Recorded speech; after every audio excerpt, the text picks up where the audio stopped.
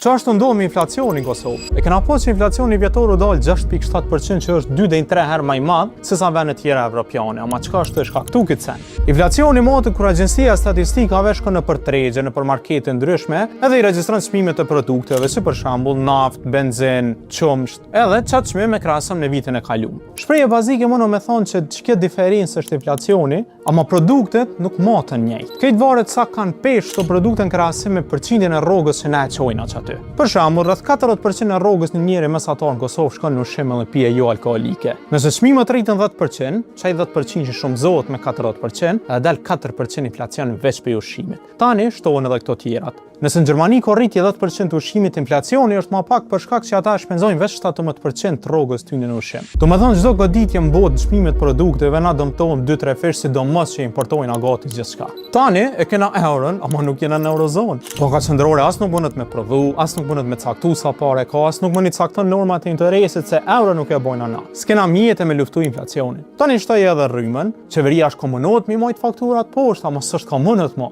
Çka mendoni që mundet me ndrejtë këtë situatë?